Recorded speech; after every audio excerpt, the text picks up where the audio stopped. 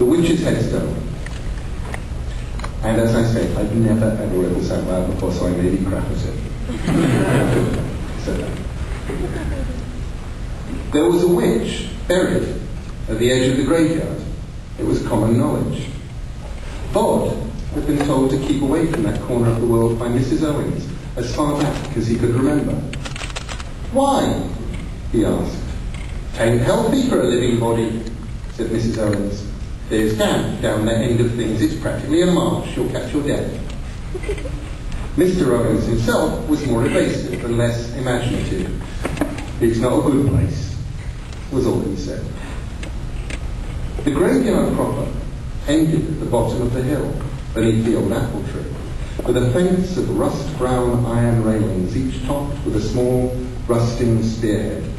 But there was a wasteland beyond that, a mass of nettles and weeds, of brambles and autumnal rubbish. And Bod, who was a good boy, on the whole, and obedient, did not push between the railings, but he went down there and looked through.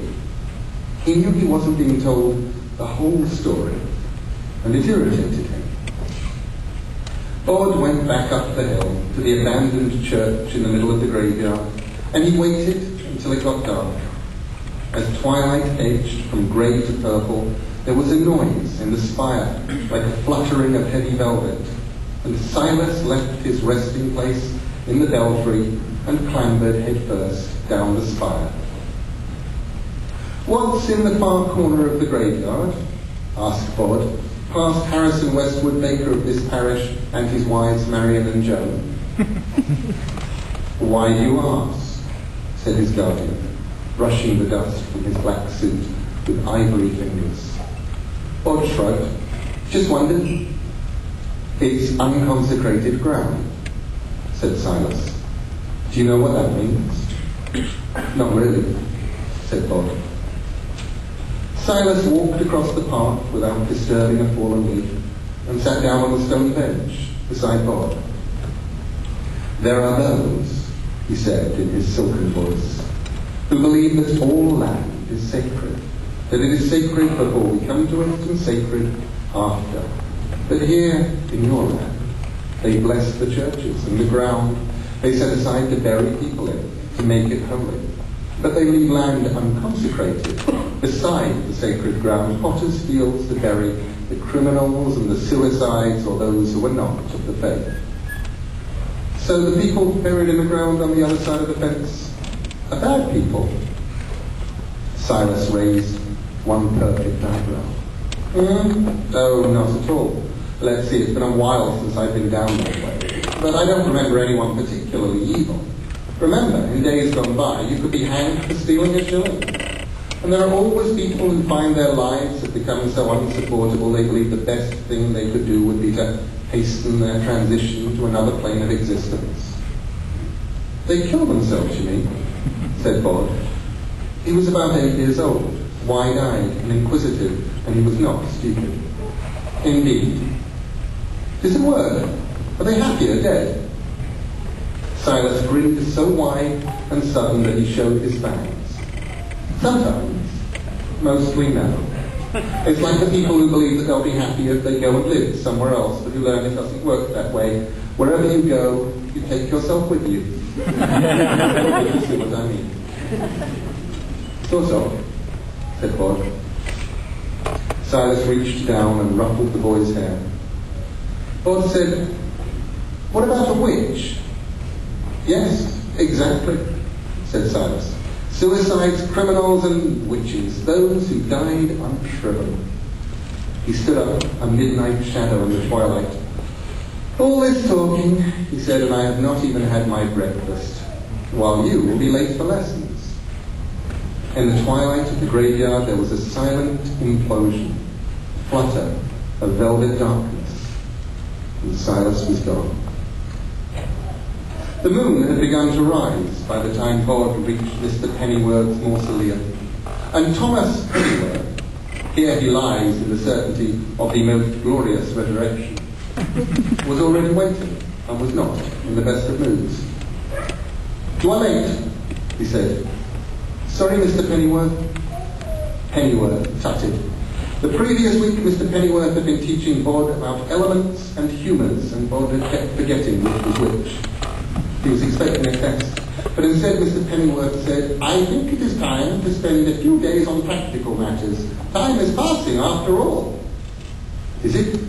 asked Bod. "I'm afraid so, young Master Owens. Now, how is your fading?" Bod had hoped he would not be asked that question.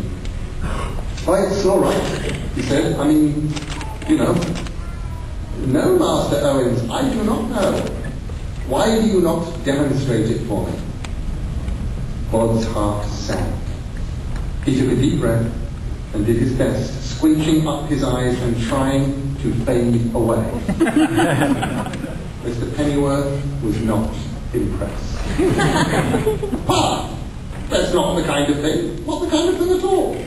Slipping and fading, boy, the way of the dead. Slip through shadows, fade from awareness. Try again." Bod tried harder. "You're as plain as the nose on your face," said Mr. Pennyworth, "and your nose is remarkably obvious. As is the rest of your face, young man. As are you. For the sake of all that is holy, empty your mind. Now. You are an empty alleyway. You are a vacant doorway. You are nothing. Eyes will not see you. Minds will not hold you. Where you are is nothing and nobody." Bod tried again. He closed his eyes and imagined himself fading into the stained stonework of the mausoleum wall, becoming a shadow on the night and nothing more. He sneezed. "Dreadful," said Mr. Pennyworth with a sigh. "Quite dreadful. I believe I shall have a word with your guardian about this." He shook his head. So, the humours, list them. Sanguine, choleric, phlegmatic, and the other one, melancholic, I think. And so it went. Until it was time for grammar and composition, with Miss Letitia Borrows, spinster of this parish, who did no harm to no man all the days of her life. Reader, can you say likewise? Bod liked Miss Borrows, and the coziness of her little crypt, and that she could all too easily be led off the subject. "They say there's a witch in unconsecrated ground," he said. "Yes, dear, but you don't want to go over there." "Why not?" Miss Borrows smiled the guileless smile of the dead. "They aren't our sort of people." "But it is the graveyard, isn't it? I mean, I'm allowed to go there if I want to." "That," said Miss Borrows, "would not be advisable." Bod was obedient but curious, and so, when lessons were done for the night, he walked past Harrison Westwood, Baker, and family's memorial, a broken-headed angel. They did not climb down the hill to the Potter's Field. Instead, he walked up the side of the hill to where a picnic, some 30 years before, had left its mark in the shape of a large apple tree. There were some lessons that Bod had mastered. He had eaten a bellyful of unripe apples, sour and white-picked, from the tree some years before, and had regretted it for days, his guts cramping and painful, while Mrs. Owens lectured him on what not to eat. Now he waited until the apples were ripe before eating them, and never ate more than 2 or 3 a night. He had finished the last of the apples the week before, but he liked the apple tree as a place to think. He edged up the trunk to his favourite place in the crook of 2 branches, and looked down at the Potter's Field below him, a brambly patch of weeds and unmown grass in the moonlight. He wondered whether the witch would be old and iron-toothed and travel in a house on chicken legs, or whether she'd be thick and sharp-nosed and carry a broomstick. And then he was hungry.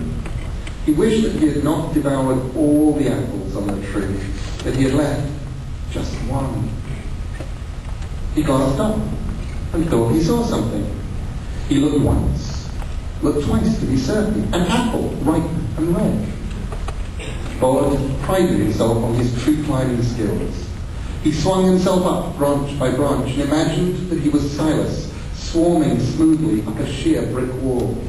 The apple, the red of it, almost black in the moonlight, and just out of reach. Bod moved slowly forward along the branch until he was just below the apple, then he stretched up and the tips of his fingers touched the perfect apple. He was never to taste it. A snap, loud as a hunter's gun, as the branch gave way beneath him. A flash of pain woke him, sharp as ice, the colour of slow thunder down in the weeds that summer's night. The ground beneath him seemed relatively soft and oddly warm. He pushed a hand down and felt something like warm fur beneath him. He'd landed on the grass pile, where the graveyard gardener threw the cuttings from the mower, and it had broken his fall. Still, there was a pain in his chest, and his leg hurt as if he'd landed on it first and twisted it. Bod moaned. "Hush you, hush boy," said a voice from behind him. "Where did you come from? Dropping like a thunderstone. What way is that to carry on?" "I was in the apple tree," said Bod. "Ah, let me see your leg. Broken like the tree's limb only bound." Cool fingers prodded his left leg. "Not broken. Twisted, yes. Sprained, perhaps. You have the devil's own luck, boy, falling into the compost. Tain't the end of the world." "Oh, good," said Bod. "Hurts, though." He turned his head, looked up from behind him. She was older than him, but not a grown-up, and she looked neither friendly nor unfriendly. Wary, mostly. She had a face that was intelligent and not even a little bit beautiful. "I'm Bod," he said. "The live boy?" she asked. Bod nodded. "I thought you must be," she said. "We've heard of you, even over here in the potter's field. What do they call you?" "Owens," he said. "Nobody Owens. Bod, for short." "How do you do, young Master Bod?" Bod looked her up and down. She wore a plain white shift. Her hair was mousy and long, and there was something of the goblin in her face, a sideways hint of a smile that seemed to linger no matter what the rest of her face was doing. "Were you a suicide?" he asked. "Did you steal a shilling?" "Never stole nothing," she said. "Not even a handkerchief. Anyway," she said pertly, "the suicides is all over there, on the other side of that hawthorn, and the gallows birds are in the blackberry patch, both of them. One was a coiner, t'other a highwayman, or so he says, although if you ask me, I doubt he was more than a common footpad and night walker." "Ah," said Bod. Then, suspicion forming tentatively, he said, "They say a witch is buried here." She nodded. "Drowned and burned and buried here without so much as a stone to mark the spot." "You were drowned and burned?" She settled down on the hill of grass cuttings beside him and held his throbbing leg with her chilly hands. "They come to my little cottage at dawn before I'm proper awake and drags me out onto the green. 'You're a witch!' they shout, fat and fresh scrubbed, all pink in the morning like so many pig wiggins scrubbed clean for market day. And one by one they gets up beneath the sky and tells of milk gone sour and horses gone lame, and finally Mistress Jemima gets up, the fattest, pinkest, best scrubbed of them all, and tells how as Solomon Porridge now cuts her dead and instead hangs around the wash house like a wasp about a honey pot. And it's all my magic," says she, "that made him so. The poor young man must be bespelled. So they strap me to the cutting school and forces it under the water of the duck pond, saying if I'm a witch, I'll neither drown nor care, that if I am not a witch, I'll feel it. And Mistress Jemima's father gives them each a silver groat to hold the stool down under the foul green water for a long time to see if I'd choke on it." "And did you?" "Oh, yes. I got a lungful of water heaped on me for me." "Oh," said Bod. "Well, then you weren't a witch after all." The girl fixed him with her beady ghost eyes and smiled a lopsided smile. She still looked like a goblin, but now she looked like a pretty goblin. And Bod didn't think she would have needed magic to attract Solomon Porritt, not with a smile like that. "Oh, what nonsense! Of course I was a witch. I learned that when they untied me from the cutting school, and stretched me on the green, 9 parts dead and all covered with duckweed, stinking pond muck. I rolled my eyes back in my head and I cursed each and every one of them there on the village green that morning, that none of them would ever rest easily in a grave. I was surprised at how easily it came, the cursing. Like dancing it was, when you could pick up the steps of a new measure. Your ears had never heard, and your head don't know, and they dance it till dawn. She stood and twirled, kicked, and her bare feet flashed in the moonlight. That was how I cursed them, with my last gurgling pond-watery breath. And then I expired.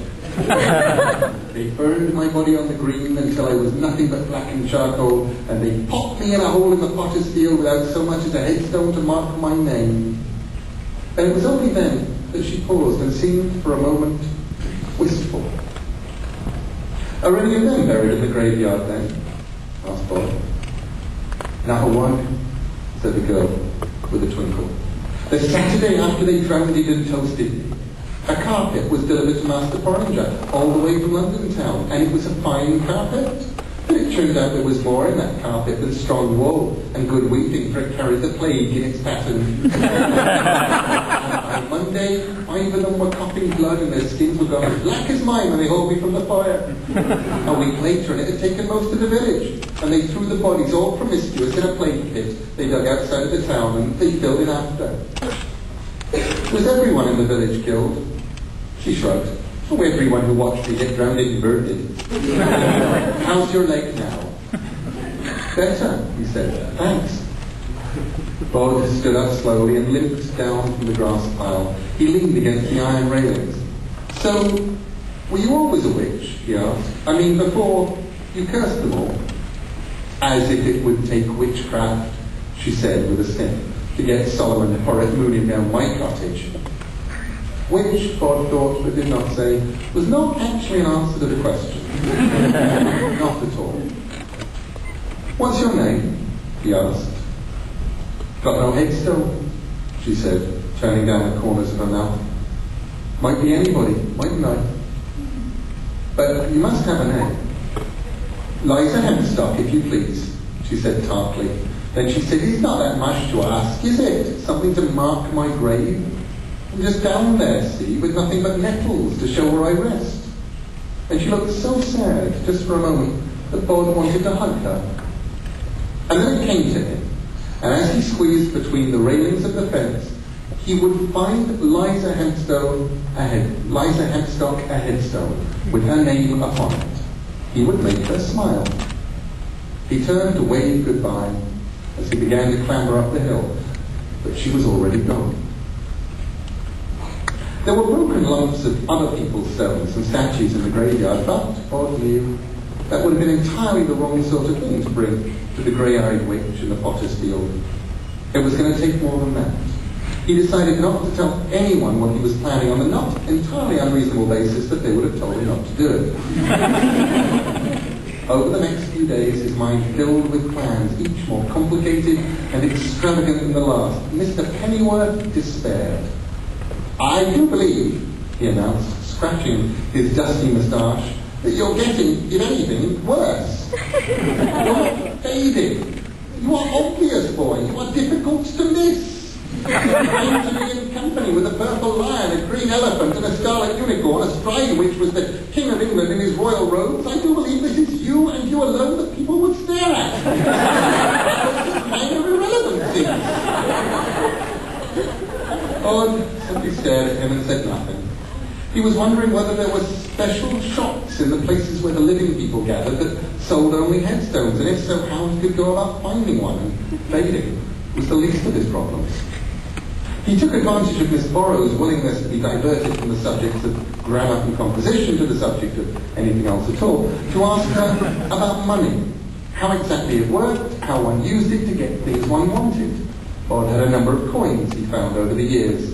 He'd learned that the best place to find money was to go afterward to wherever courting couples had used the grass of the graveyard as a place to cuddle and snuggle and kiss and roll about. You would often find metal coins on the ground in the place where they had been, and he thought perhaps he could finally get some use from them. "How much would a headstone be?" he asked Miss Borrows. "In my time," he told him. They were 15 guineas. I do not know what they would be today. More, I imagine, much, much more.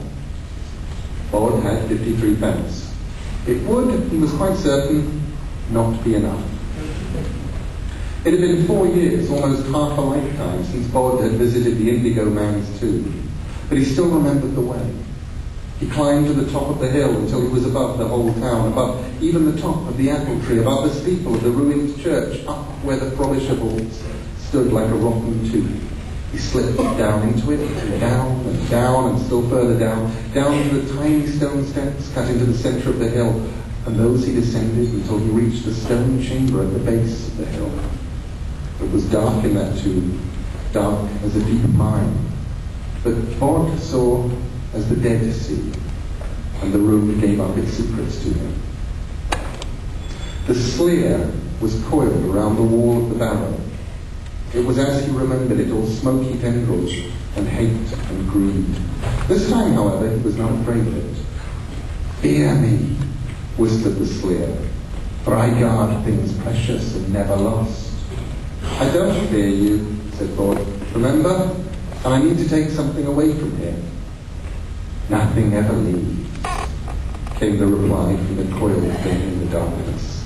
"The knife, the brooch, the goblet, I guard them in the darkness, I wait." In the centre of the room was a slab of rock, and on it they lay, a stone knife, a brooch, and a goblet. "Pardon me for asking," said Bod, "but was this your grave?" "Master sets us here on the plain to guard, buries our skulls beneath this stone, leaves us here knowing what we have to do.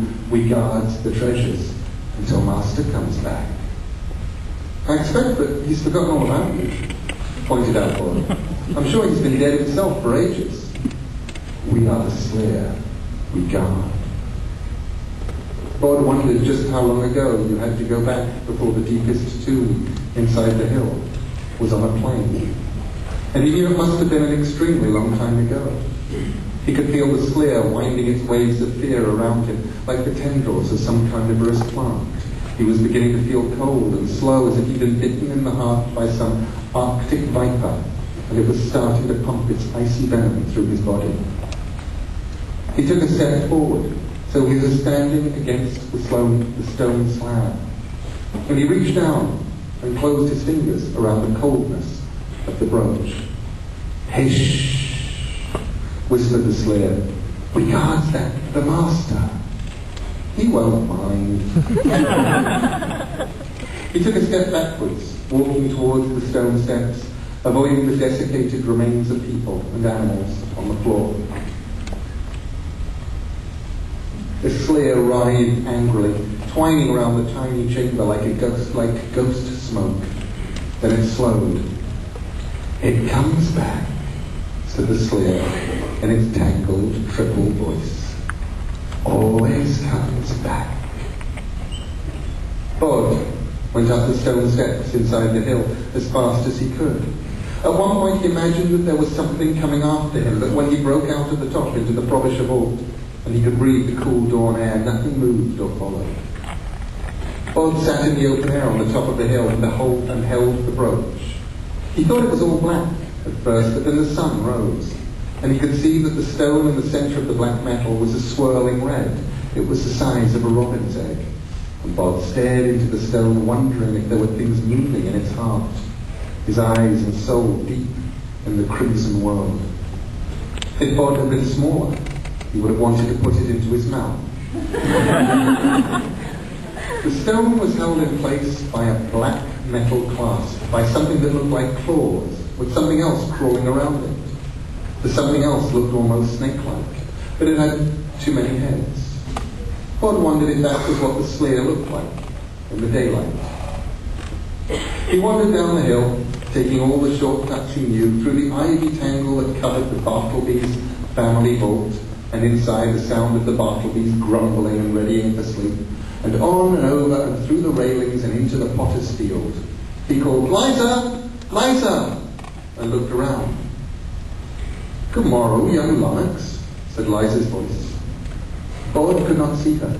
But there was an extra shadow beneath the hawthorn tree, and as he approached it, the shadow resolved itself into something pearlescent and translucent in the early morning light, something girl-like, something grey-eyed. "I should be decently sleeping," she said. "What kind of carrying on is this?" "Your headstone," he said. "I wanted to know what you want on it." "My name," she said. "It must have my name on it, with a big E for Elizabeth, like the old queen that died when I was born, and a big H for Headstone. More than that I care not, for I did never master my letters." "What about dates?" asked Bod. "William the Conqueror 1066, she sang in the whisper of the dawn wind in the hawthorn bush. "A big E, if you please, and a big H." "Did you have a job?" asked Bod. "I mean, when you weren't being a witch." "I done laundry," said the dead girl.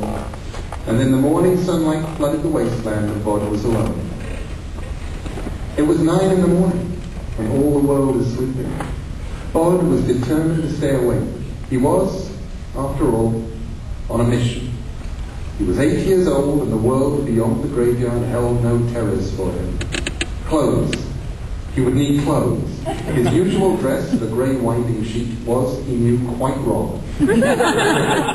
It was good in the graveyard, the same colour as stone and as shadows, but if he was going to dare the world beyond the graveyard walls, he would need to blend in now. There were some clothes in the crypt beneath the ruined church, but Bod did not want to go down to the crypt, not even in daylight. While Bod was prepared to justify himself to Master and Mistress Owens, he was not about to explain himself to Silas. The very thought of those dark eyes, angry, or worse still, disappointed, filled him with shame. There was a gardener's hut at the far end of the graveyard, a small green building that smelled like motor oil, and in which the old mower sat and rusted, unused, along with an assortment of ancient garden tools. The hut had been abandoned when the last gardener had retired, before Bod was born, and the task of keeping the graveyard had been shared between the council, who sent in a man to cut the grass once a month from April to September, and local volunteers. A huge padlock on the door protected the contents of the hut, but Bod had long ago discovered the loose wooden board in the back. Sometimes he'd go to the gardener's hut and sit and think when he wanted to be by himself. As long as he'd been going to the hut, there had been a brown working man's jacket hanging on the back of the door, forgotten or abandoned years before, along with a green-stained pair of gardening jeans. The jeans were much too big for him, but he rolled up the cuffs until his feet showed, and he made a belt out of brown garden twine and tied it round his waist. There were boots in one corner, and he tried putting them on, but they were so big and encrusted with mud and concrete that he could barely shuffle in them. And if he took a step, the boots remained on the floor of the shed. He pushed the jacket out through the space in the loose board, squeezed himself out, then put it on. If he rolled up the sleeves, he decided it worked quite well. It had big pockets, and he thrust his hands into them and felt quite the dandy. Bod walked down to the main gate of the graveyard and looked out through the bars. A bus rattled past in the street. There were cars there, and noise and shops. Behind him, a cool green shade, overgrown with trees and ivy. Home. His heart pounding, Bod walked out into the world.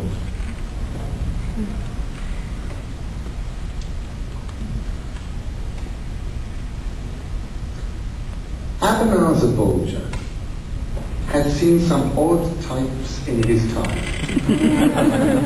If you owned a shop like Ebenezer's, you'd see them too.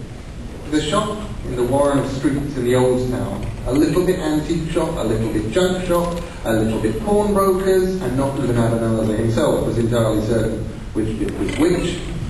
Brought odd types and strange people, some of them wanting to buy, some of them needing to sell. Ebenezer Bolger traded over the counter, buying and selling, and he did a better trade behind the counter and in the back room, accepting objects that may not have been acquired entirely honestly, and then quietly shifting them on. His business was an iceberg. Only the dusty little shop was visible on the surface. The rest of it was underneath, and that was just how Ebenezer Bolger wanted it. Ebenezer Bolger had thick spectacles and a permanent expression of mild distaste, as if he just realised that all the milk in his tea had been on the turn and he couldn't get the sour taste of it out of his mouth. The expression served him well when people tried to sell him things. Honestly, he would tell them, sour face, he's not really worth anything at all. I'll give you what I can, though, as it has sentimental value. You were lucky to get anything like what you thought you wanted from Ebenezer Bolger. A business like Ebenezer Bolger's brought in strange people, but the boy who came in that morning was one of the strangest Ebenezer could remember in a lifetime of cheating strange people out of their valuables. He looked to be about 7 years old and dressed in his grandfather's clothes. He smelled like a shed. His feet were bare, his hair was long and shaggy, and he looked extremely grave. His hands were deep in the pockets of a dusty brown jacket, but even with the hands out of sight, Ebenezer could see that something was clutched extremely tightly, protectively, in the boy's right hand. "Excuse me," said the boy. Aye, sir." Either way, he usually said no. Buy stolen property from a kid, and next thing you knew, you'd have an enraged adult accusing you of having given little Johnny or Matilda a tenner for their wedding ring. More trouble than they was worth, the kids. "I need something for a friend of mine," said the boy, "and I thought maybe you could buy something I've got." "I don't buy stuff from kids," said Ebenezer Bolger flatly. Bob took his hand out of his pocket and put the brooch down on the grimy countertop. Bolger glanced at it, and he looked at it. He took an eyepiece from the countertop and he screwed it into his eye. He removed his spectacles. He turned on a little light on the counter and examined the brooch through the eyeglass. "Snake stone," he said to himself, not to the boy. Then he took the eyepiece out, replaced his glasses, and fixed the boy with a sour and suspicious look. "Where did you get this?" Ebenezer Bolger asked. Bob said, "Do you want to buy it?" "You stole it. You nicked this from a museum or somewhere, didn't you?" "No," said Bob flatly. "Are you going to buy it, or shall I go and find somebody who will?" Ebenezer Bolger's sour mood changed. Then, suddenly, he was all affability. He smiled broadly. "I'm sorry," he said, "it's just you don't see many pieces like this. Not at a shop like this, not outside of a museum, but I would certainly like it. Tell you what, why don't we sit down over tea and biscuits? I've got a packet of chocolate chip cookies in the back room and decide how much something like this is worth." And Bob was relieved that the man was finally being friendly. "I need enough to buy a stone," he said, "a headstone for a friend of mine. Well, she's not really my friend, just someone I know. I think she helped make my leg better, you see." Ebenezer Bolger, paying little attention to the boy's prattle, led him behind the counter and opened the door to the storeroom, a windowless little space, every inch of which was crammed high with teetering cardboard boxes, each filled with junk. There was a safe in there, in the corner, a big old one. There was a box filled with violins, an accumulation of stuffed dead animals, chairs without seats, books and prints. There was a small desk beside the door, and Ebenezer Bolger pulled up the only chair and sat down, letting Bod stand. Ebenezer rummaged in a drawer in which Bod could see a half-empty bottle of whiskey and pulled out an almost finished packet of chocolate chip cookies, and he offered one to the boy. He turned on the desk light, looked at the brooch again, the swirls of red and orange in the stone, and he examined the black metal band that encircled it, suppressing a little shiver at the expression on the heads of the snake fins. "This is old," he said. "It's priceless," he thought. "Probably not really worth much, but you never know." Bod's face fell. Ebenezer Bolger tried to look reassured. "I just need to know it's not stolen, though, before I can give you a penny. Did you take it from your mum's dresser? Nick it from a museum? You can tell me, I'll not get you into trouble. I just need to know." Bod shook his head. He munched on his cookie. "Then where did you get it?" Bod said nothing. Ebenezer Bolger did not want to put down the brooch, but he pushed it across the desk to the boy. "If you can't tell me, He said, you better take it back. There has to be trust on both sides after all. Nice doing business with you. Sorry it couldn't go any further. Bod looked worried. Then he said, I found it in an old grave, but I can't say where. And then he stopped because naked greed and excitement had replaced the friendliness on Abanazar Bolger's face. And there's more like this there?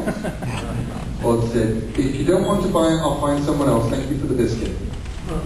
Bolger said, you're in a hurry, eh? Mum and Dad waiting for you, I expect.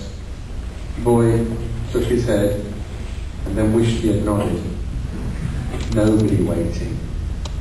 Good.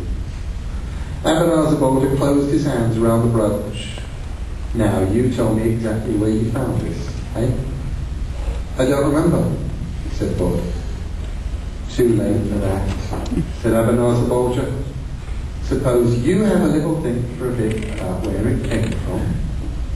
Then when you've thought, we'll have a little chat, and you'll tell me. He got up and walked out of the room, closing the door behind him. He locked it with a large metal key. He opened his hand and looked at the brooch and smiled hungrily. There was a ding from the bell above the shop door to let him know somebody had entered, and he looked up guiltily, but there was nobody there. The door was slightly ajar though, and Bolger pushed it shut, and then, for good measure, he turned around the sign in the window so it said, closed. He pushed the bolt shut. Didn't want any busybodies turning up today. The autumn day had turned from sunny to grey, and the light patter of rain ran down the grubby shop window. Abanazar Bolger picked up the telephone from the counter and pushed at the buttons with fingers that barely shook. Pay dirt, Tom, he said. Get over it as soon as you can. Bolger realised that he was trapped when he heard the lock turn in the door. He pulled on the door, but it held fast. He felt stupid for having been lured inside, foolish for not trusting his first impulses to get as far away from the sour-faced man as possible. He had broken all of the rules of the graveyard, and everything had gone wrong. What would Silas say? Or the Owens? He could feel himself beginning to panic, and he suppressed it, pushing the worry back down inside him. It would all be good. He knew that, of course. He needed to get out. He examined the room he was trapped in. It was little more than a storeroom with a desk in it. The only entrance was the door. He opened the desk drawer, finding nothing but small pots of paint used for brightening up antiques, and a paintbrush. He wondered if he would be able to throw paint in the man's face and blind him for long enough to escape. He opened the top of a pot of paint and dipped in his finger. What are you doing? Asked a voice close to his ear. Nothing, said Bod, screwing the top on the paint pot and dropping it into one of the jacket's enormous pockets. Liza Headstone looked at him, unimpressed. Why are you in here? She asked. And who's that old bag of lard out there? It's his shop. I was trying to sell him something. Why? None of your beeswax. She said. Well, she said, you should get on back to the graveyard. I can't. He's locked me in. Of course you can. Just slip through the wall. He shook his head.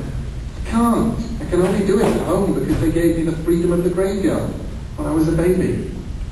He looked up at her under the electric light. It was hard to see her properly, but Bod had spent his life talking to dead people. Anyway, what are you doing here? What are you doing out from the graveyard? It's daytime, and you're not like Silas. You're meant to stay in the graveyard.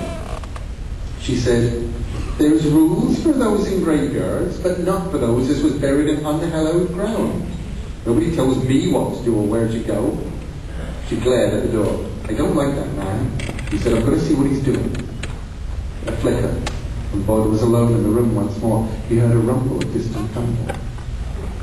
In the cluttered darkness of Bolger's antiquities, Abanazar Bolger looked up suspiciously, certain that someone was watching him, then realized he was being foolish. The boy's locked in the room, he told himself. The front door's locked. He was polishing the metal clasp surrounding the snakestone as gently and as carefully as an archaeologist on a dig, taking off the blank. and revealing the glittering silver beneath it. He was beginning to regret calling Tom Hustings over, although Hustings was big and good for scaring people. He was also beginning to regret that he was going to have to sell the brooch when he was done. It was special. The more it glittered under the tiny light on his counter, the more he wanted it to be his, and only his. There was more where this came from, though. The boy would tell him. The boy would lead him to it. The boy. And then an idea struck him. He put down the brooch reluctantly and opened a drawer behind the counter, taking out a metal biscuit tin filled with envelopes and cards and slips of paper. He reached in and took out a card only slightly larger than a business card. It was black-edged. There was no name or address printed on it, though. Only one word handwritten in the centre in an ink that had faded to brown. Jack. On the back of the card, in pencil, Abanazar Bolger had written instructions to himself in his tiny, precise handwriting, as a reminder, although he would not have been likely to forget the use of the card. How to use it to summon the name Jack. No, not summon. Invite. You did not summon people like that. And knocking on the outer door of the shop. Bolger tossed the card down onto the counter and walked over to the door, peering out into the wet afternoon. "Hurry up," called Tom Hustings. "It's miserable out here, dismal, I'm getting soaked." Bolger unlocked the door, and Tom Hustings pushed his way in, his raincoat and hair dripping. "What's so important that you can't talk about it over the phone then?" "Our fortune," said Abanazar Bolger, with his sour face. "That's what." Hustings took off his raincoat and hung it on the back of the shop door. "What is it? Something good fell off the back of the lorry?" "Treasure," said Abanazar Bolger. "Two kinds." He took his friend over to the counter, showed him the brooch under the little light. "It's old, isn't it?" "From pagan times," said Abanazar. "Before, from Druid times. Before the Romans came, it's called a snake stone. Seen them in museums. I've never seen metalwork like that, or one so fine. Must have belonged to a king. The lad who found it said it came from a grave. Think of a barrow filled with stuff like this." "Might be worth doing it legit," said Hustings, thoughtfully. "Declare it as treasure trove. They have to pay us market value for it. And we could make them name it for us. The Hustings Bolger bequest." "Bolger Hustings," said Abanazar automatically. Then he said, "There's a few people I know of. People with real money will pay more than the market value if they could hold it as you are."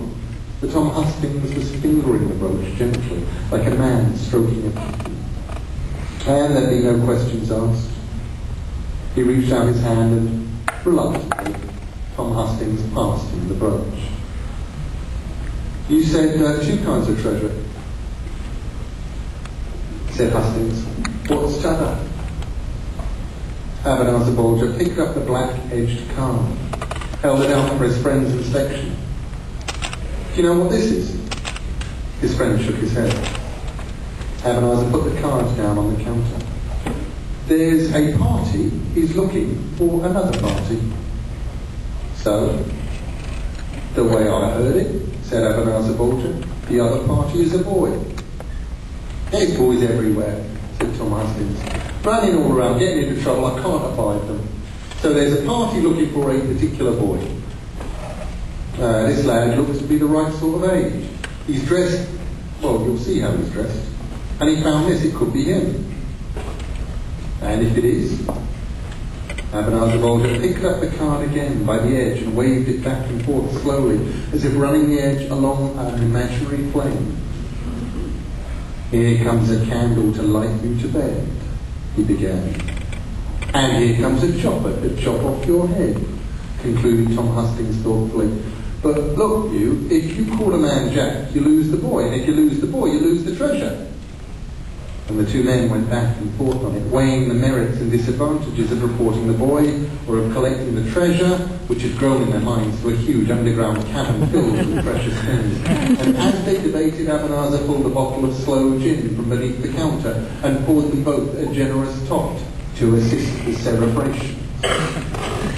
"Liza," was seeming bored with their discussions, which went back and forth and around like a whirligig, getting nowhere. And so she went back into the storeroom to find Bod standing in the middle of the room with his eyes tightly closed and his fists clenched and his face all screwed up as if he had a toothache, almost purple from holding his breath.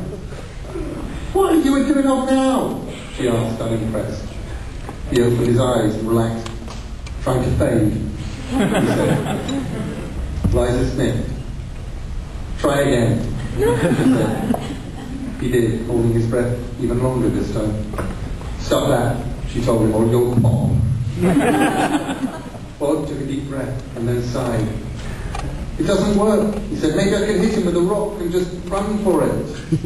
There wasn't a rock, so he picked up a coloured glass paperweight, hefted it in his hand, wondering if he could throw it hard enough to stop Abanazar Bolger in his tracks. "There's two of them out there now," said Liza, "and if the one don't get you, the other one will. They say they want to get you to show them where you got the brooch and then dig up the grave and take the treasure." She did not tell him about the other discussions they were having, nor about the black-edged card. She shook her head. "Why did you do something as stupid as this anyway? You know the rules about leaving the graveyard. Just asking for trouble it was." Bod felt very insignificant and very foolish. "I wanted to get you a headstone," he admitted in a small voice. "And I thought it would cost more money, so I was going to sell him the brooch to buy you one." She didn't say anything. "Are you angry?" She shook her head. "It's the first nice thing anyone's done for me in 500 years, he said with a hint of a goblin smile. "Why would I be angry?" Then she said, "What do you do when you try to fade?" "What Mr. Pennyworth told me. I am an empty doorway, I am a vacant alley, I am nothing. Eyes will not see me, glances slip over me." "But it never works." "Because you're alive," said Liza with a sniff. "There's stuff as works for us, the dead, who have to fight to be noticed at the best of times. It won't never work for you people."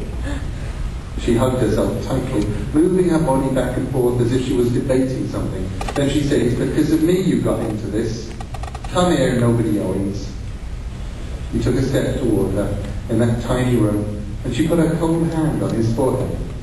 It felt like a wet silk scarf against his skin. "Now," she said, "perhaps I can do a good turn for you." And with that she began to mutter to herself, mumbling words that Bod could not make out. And then she said, clear and loud, "Be whole, be dust, be dream, be wind, be night, be dark, be wish, be mind. Now slip, now slay, now move unseen, above, beneath, betwixt, between." Something huge touched him, brushed him from head to feet, and he shivered. His hair prickled and his skin was all loose flesh. Something had changed. "What did you do?" he asked. "Just give you a helping hand," she said. "I may be dead, but I'm a dead witch, remember? We don't forget." "But hush up," she said, "they're coming back."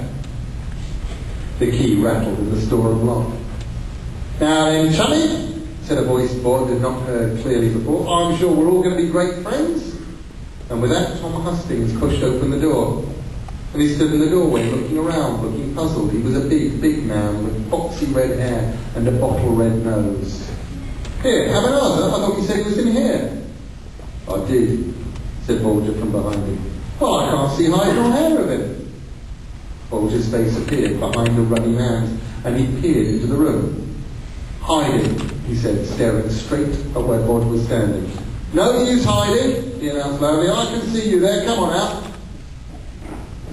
The two men walked into the little room, and Bod stood stock still between them and thought Mr. Pennyworth's lessons. He did not react. He did not move. He let the men's glances slide from him without seeing him. "You're going to wish you'd come out when I called," said Bolger, and he shut the door. "Right," he said to Tom Hastings, "you block the door so he can't get past." And with that he walked around the room, peering behind things and bending awkwardly to look beneath the desk. He walked straight past Bod and opened the cupboard. "Now I see you," he shouted. "Come out." Liza giggled. "What was that?" asked Tom Hastings, spinning round. I didn't hear nothing, said Abanazar Borgia.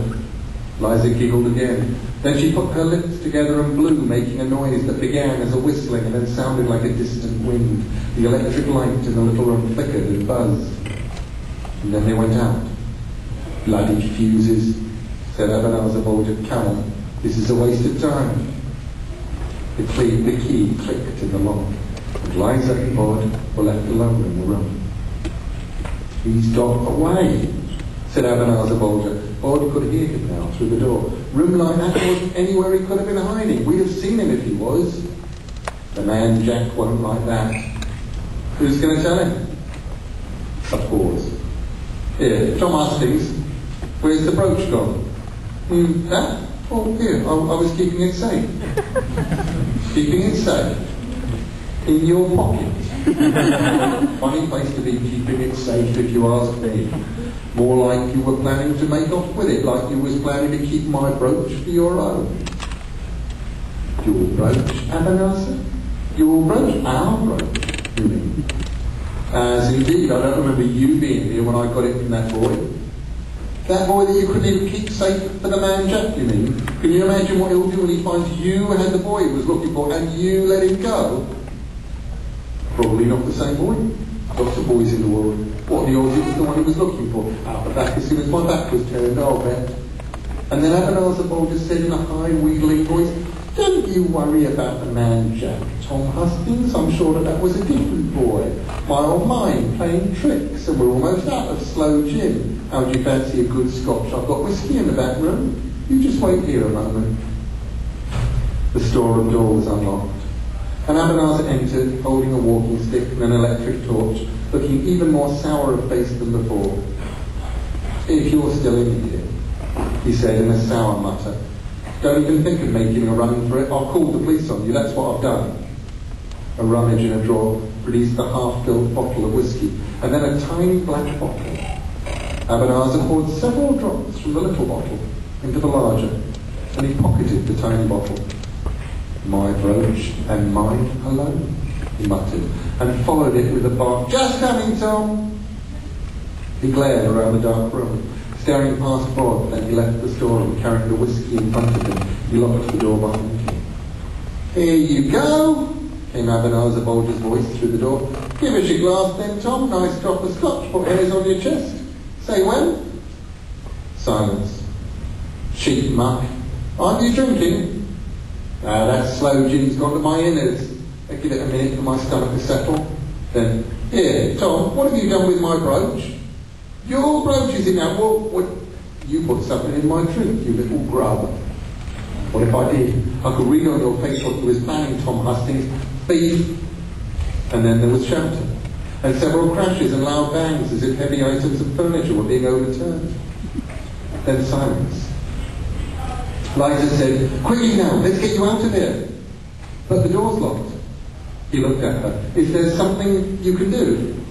Me? I don't have any magics will get you out of a locked room, boy. Bod crouched and peered out through the keyhole. It was blocked. The key sat in the keyhole. Bod thought. Then he smiled momentarily, and it lit his face like the flash of a light bulb. He pulled a crumpled sheet of newspaper from a plastic packing case, flattened it out as best he could, then pushed it underneath the door, leaving only a little corner on his side of the doorway. What are you playing at? Asked Liza impatiently. I need something like a pencil, only thinner, he said. Here we go.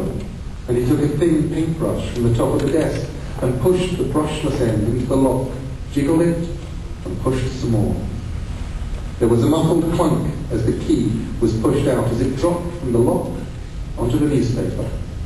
Bod pulled the paper back under the door, now with the key sitting on it. Liza laughed, delighted. That's wit, young man, she said. That's wisdom.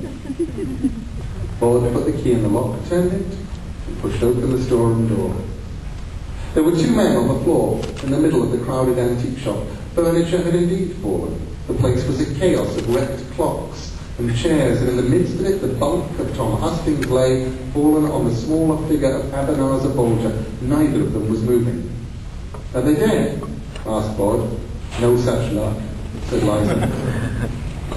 On the floor beside the men was a brooch of glittering silver, a crimson-orange banded stone held in place with claws and with snake heads, and the expression on the snake heads was one of triumph and avarice and satisfaction. Bod dropped the brooch into his pocket, where it sat beside the heavy glass paperweight, the paintbrush, and the little pot of paint. "Take this too," said Liza. Bod looked at the black-edged card with the word Jack handwritten on one side. It disturbed him. There was something familiar about it, something that stirred old memories, something dangerous. "I don't want it."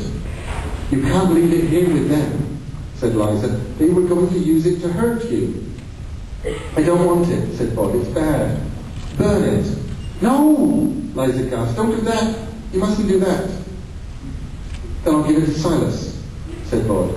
And he put the little card into an envelope, so he had to touch it as little as possible, and put the envelope into the inside pocket of his old gardening jacket beside his heart. 200 miles away, the man Jack woke from his sleep and sniffed the air. He walked downstairs. "What is it?" asked his grandmother, stirring the contents of a big iron pot on the stove. "What's got into you now?" "I don't know," he said. "Something's happening, something interesting." And then he licked his lips. "Smells tasty," he said. "Very tasty." Lightning illuminated the cobbled street. Bod hurried through the rain, through the old town, always heading up the hill towards the graveyard. The grey day had become an early night while he was inside the storeroom, and it came as no surprise to him when a familiar shadow swirled beneath the street lamps. Bod hesitated, and the flutter of night-black velvet resolved itself into a man's shape. Silas stood in front of him, arms folded. He strode forward impatiently. "Well," he said. Bod said, "I'm sorry, Silas." "I'm disappointed in you, Bod," Silas said, and he shook his head. "I've been looking for you since I woke. You have the smell of trouble all around you, and you know you're not allowed to go out here into the living world." "I know. I'm sorry." There was rain on the boy's face, running down like tears. "First of all, we need to get you back to safety." Silas reached down and enfolded the living child inside his cloak, and Bod felt the ground fall away beneath him. "Silas," he said. Silas did not answer. "I was a bit scared," he said, "but I knew you'd come and get me if it got too bad, and Liza was there. She helped a lot." "Liza?" Silas's voice was sharp. "The witch from the potter's field. And you say she helped you?" "Yes, she especially helped me with my fading. I think I can do it now." Silas grunted. "You can tell me all about it when we're home." And Bod was quiet until they landed beside the church. They went inside into the empty hall as the rain redoubled, splashing up from the puddles that covered the ground. Bod produced the envelope containing the black-edged card. He said, "I thought you should have this." "Well, Liza did, really." Silas looked at it. Then he opened it, removed the card, stared at it, turned it over, and read Ebenezer Bolger's penciled note to himself in tiny handwriting, explaining the precise manner of use of the card. "Tell me everything," he said. Bod told him everything he could remember about the day. At the end, Silas shook his head slowly, thoughtfully. "Am I in trouble?" asked Bod. "Nobody, Owens," said Silas. "You are indeed in trouble. However, I believe I shall leave it to your foster parents to administer whatever discipline and reproach they believe to be needed. In the meantime, I need to deal with this." The black-edged card vanished inside the velvet cloak, and then, in the manner of his kind, Silas was gone. Bod pulled the jacket up over his head and clambered up the slippery paths to the top of the hill, to the Frobisher vault. And then he went down and down, and still further down. He dropped the brooch beside the goblet and the knife. "Here you go," he said, all polished up, looking pretty. "It comes back," said the Slayer with satisfaction in its smoke tendril voice. "It always comes back." The night had been long, but it was almost dawn. Bod was walking sleepily and a little gingerly past the small tomb of the wonderfully named Miss Liberty Roach. What she spent is lost. What she gave away remains with her always. Reader, be charitable. Past the final resting place of Harrison Westwood, baker of this parish, and his wives Marion and Joan, to the Potter's Field. Mr. and Mrs. Owens had died several hundred years before it had been decided that beating children was wrong, and Mr. Owens had regretfully that night done what he saw as his duty, and Bod's bottom stung like anything. Still, the look of worry on Mrs. Owens' face had hurt Bod worse than any beating could have done. He reached the iron railings that bounded the Potter's Field and slipped between them. "Hello?" he called. There was no answer, not even an extra shadow in the hawthorn bush. "I hope I didn't get you into trouble too," he said. Nothing. He'd replaced the jeans in the gardener's hut. He was more comfortable in just his grey winding sheet. And he'd kept the jacket. He liked having the pockets. When he'd gone to the shed to return the jeans, he'd taken a small hand scythe from the wall where it hung, and with it he attacked the nettle patch in the Potter's Field, sending the nettles flying, slashing and cutting them till there was nothing but stinging stubble on the ground. From his pocket, he took the large glass paperweight, its insides a multitude of bright colours, along with the paint pot and the paintbrush. He dipped the brush into the paint and carefully painted in brown paint on the surface of the paperweight the letters E.H. And beneath them he wrote, "We don't forget." It was almost daylight. Bedtime soon, and it would not be wise for him to be late to bed for some time to come. He put the paperweight down in the ground that had once been a nettle patch, placed it in the place that he estimated a head would have been, and pausing only to look at his handiwork for a moment, he went through the railings and made his way, rather gingerly, back up the hill. "Not bad," said a pert voice from the Potter's Field behind him. "Not bad at all." But when he turned to look, there was nobody there.